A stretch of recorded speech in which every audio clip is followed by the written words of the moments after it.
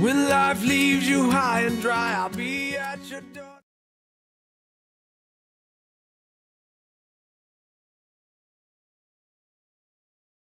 Bonjour à tous.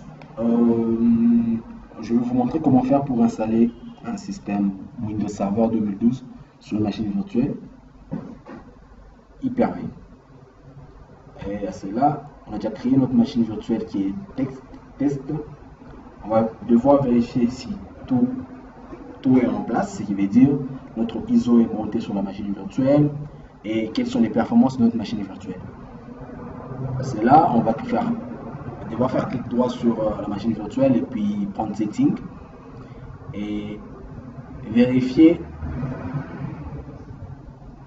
l'ordre de bootage sur notre machine virtuelle. Et pour notre cas, le lecteur DVD est en premier. Notre RAM est de 2 Go et 4 processeurs virtuels. Et on a déjà monté notre ISO sur notre machine virtuelle. On va devoir démarrer, se connecter à la machine virtuelle. On va appuyer sur le bouton pour lancer le processus d'installation. Booker sur le DVD. Et pour le moment, ça charge. Question d'attendre l'installation et le démarrage du système sur la machine virtuelle.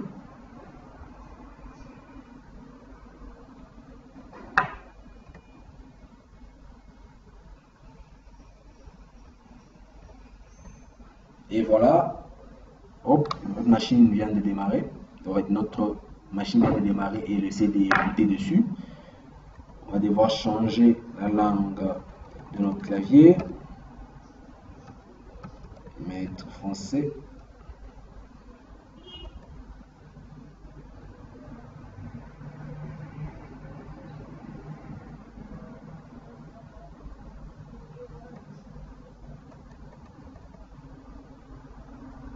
French.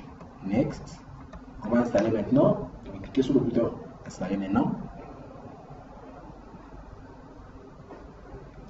Setup and starting.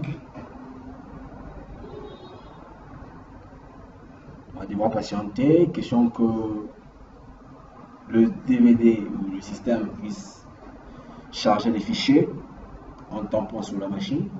Et voilà, on demande d'entrer la clé de produit. Et pour notre cas, on va devoir mettre pause sur notre vidéo. Question de taper notre clé de produit. Et voilà. Voilà au retour. Et à ce niveau, on va devoir choisir comment on va installer notre serveur, notre système serveur. Là, on a le système serveur avec mode graphique et là, on a un système serveur en mode core. Et pour notre cas, on va prendre celui de mode graphique. Next. On va devoir accepter la licence. Et comme notre machine virtuelle, on a utilisé une machine virtuelle qui existait déjà et qu'il y avait déjà un système installé, on va devoir effacer toutes les partitions. Mais si vous venez de créer une nouvelle machine virtuelle, donc vous devrez voir normalement cette disque dur ou une seule partition non allouée comme ça. Et vous aurez juste à appuyer sur suivant pour dire installer sur cette partition qui n'est pas allouée.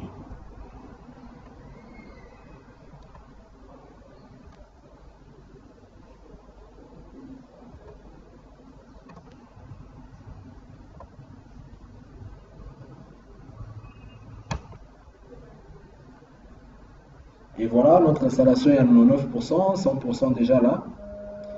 Et notre serveur va bientôt se redémarrer.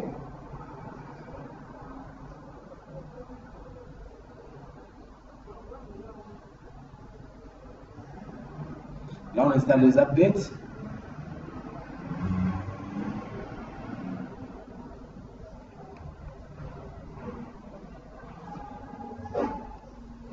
Ça dépend des performances de la machine, ça peut être lent, ça peut être un peu plus fast.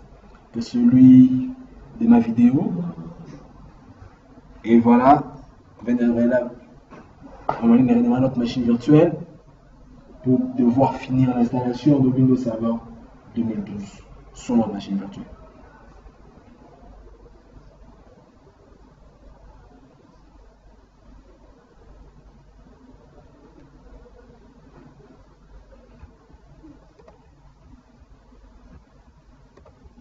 L'hyperviseur tourne l'hyper-V, toujours la meilleure.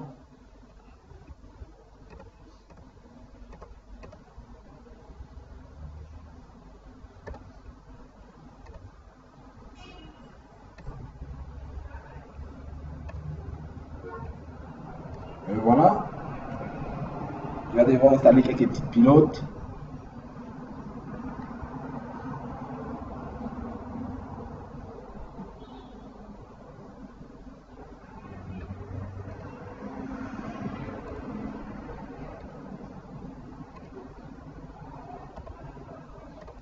Et voilà, il vient de redémarrer encore.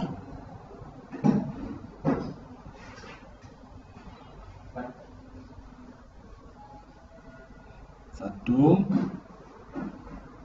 Et vous allez remarquer avec Hyper-V, elle ne rend pas la machine physique trop lourde.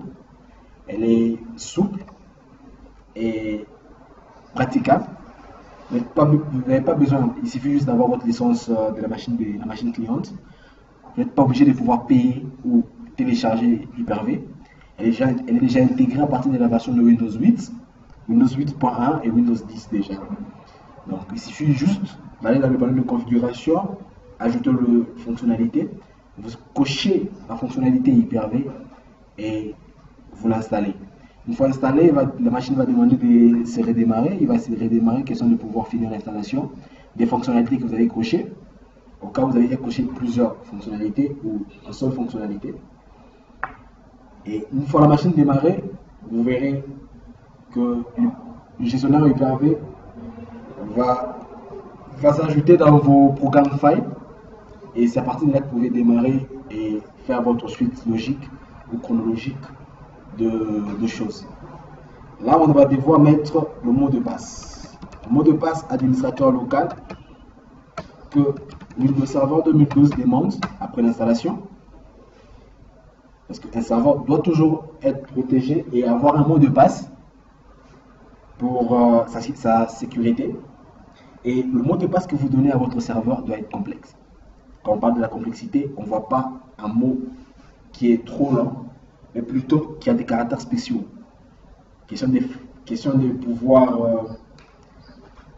pouvoir décourager les hackers ou quelqu'un qui peut être mal intentionné pour pouvoir craquer votre serveur. Question de pouvoir retirer les informations de votre serveur. Il faut toujours être prudent avec ces genres d'informations. Évitez surtout de mettre des mots de passe qui se trouvent à côté de votre machine. Essayez de réfléchir sur le mot de passe un peu complexe et qui ont toujours de caractères spéciaux. Les majuscules, minuscules, ça sera une bonne idée. Ajoutez les caractères spéciaux aussi. Et là, notre serveur est en train de finir la configuration. Sa configuration à elle. Il tourne. Et voilà, notre serveur vient de finir de faire de configuration personnalisée. Configuration finale. Là, on va devoir se loguer sur le serveur. On tape notre mot de passe. Et notre serveur vient de se démarrer. Là, on attend que le bureau puisse s'afficher.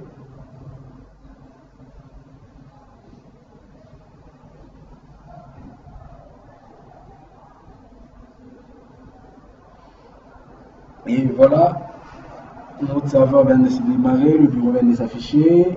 Et on vient de remarquer que c'est un Windows Server 2012 réellement. Édition Data Center.